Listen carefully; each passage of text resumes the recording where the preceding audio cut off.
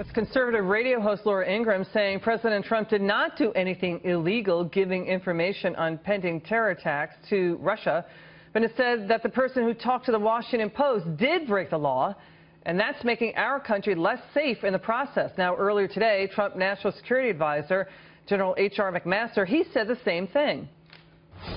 The real issue, and I think what I'd like to see really debated more, is that our national security has been put at risk by those violating confidentiality and those releasing information to the press that could be used connected with other information available to make American citizens and others more vulnerable. Now, we're tracking media stocks, including print media stocks. They closed lower today. Joining me now, American Center for Law and Justice. He is the chief counsel there. He's Jordan Sekulow. Good to see you, Jordan. Hey, Liz. The New York Times, the Washington Post, Jordan, and the LA Times all agreeing that what President Trump did was perfectly legal. Should the media focus on the leaks or on what the president did? What do you think? I think that they can, again, focus on the leaks would be nice from this media. Instead, what we've seen is that the left, and I would include most of these media outlets like the Washington Post as part of the left, they try to act like the leaks are really just a distraction for all of us, that we use who support President Trump or maybe Republicans or conservatives, that we use that as a distraction from the real issues. And that is not the issue at stake here. The issue at stake is there are saboteurs inside the CIA and NSA, and these are master manipulators. You give them readouts of a meeting like this, and if they want to undermine you, they can. And so this White House has now got to be prepared, one, to deal with this with, I mean, what will come out of the Erdogan meetings? What readout could happen there? Now, Russia's a lot more of a hot-button issue than Turkey right now. I would say that's first. Second, we've got to see prosecutions of these leakers. I imagine, Liz, that these government bureaucrats, as high up as they may be to get this kind of info, if a couple of them went to prison and had their homes raided and went through that process, they're not going to be doing this anymore. And I think that's necessary for the White House to operate. Yeah, but then it'll look like crackdown on free press and all of that. But I hear what you're saying, But that's Jordan. not cracking down on the media. The media can report what's leaked to them. That's fine. But the leakers are actually violating the law. It's not the reporters. We're not going after reporters like the Obama administration did to James Rosen. Yeah, I hear what you're saying. I know what you're saying. I want to read this to you, Jordan. Hillary Clinton's private email server utterly dominated coverage of the 2016 presidential campaign.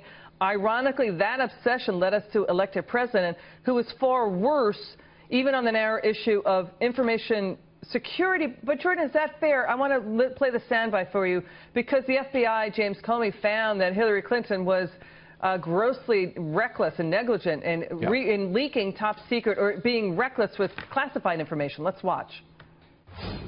110 emails in 52 email chains have been determined by the owning agency to contain classified information. 8 of those chains contained information that was top secret at the time they were sent. 36 of those chains contained secret information at the time, and 8 contained confidential information at the time. We cannot find a case that would support bringing criminal charges on these facts. So, Jordan, the narrative is that the president is talking or is being, quote, this is the media saying this, reckless with intelligence information about at places like his Florida estate. Is that fair to compare the president saying that about him with Hillary, with what Hillary did? No. I mean, the president won the headline in the Washington Post. The president can't leak classified information. That's impossible for him to do. Why? Because he can determine what classified information to declassify at a moment's notice and share with whoever he would like. He has a unique power as president, Liz, to do that. Secretary of State Clinton, former Secretary of State Clinton, did not have that covered.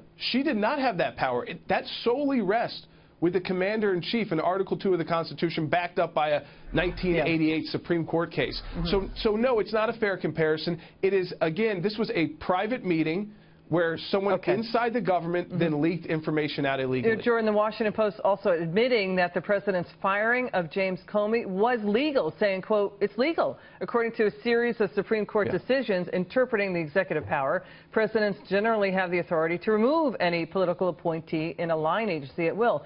So the media, though, still casting doubt on this issue as well. Yes, I mean, every step of the way, every Trump decision is a way for the media and the left to, I think, just distract us from actually governing. So we're not talking about the meeting with Erdogan, which is a key partner, which is getting very complicated in the battle against ISIS, and he's there. The president of Turkey is at the White House today, but yet we're still focusing on Russia. We're not talking about health care in the Senate. Tax reform is not being discussed this week. What are we talking about? Russia again, and information we already knew was out there about these airlines, whether it involves Israel or not. The Israelis have said, we stand with the United States. They need the United States. But the saboteurs inside the government are working lockstep with the reporters in the mainstream media to undermine this president. And I think people like General McMaster, who are excellent at what they do as a national security advisor and military role, as much respect as they've had, Liz, they've got to realize now they're dealing with people who a year ago may have always given them deference and never have pulled this on them, who now will even undermine them. Okay. And I think that's a wake-up call to those officials for the Trump administration, too. It's not just the president, it's his team.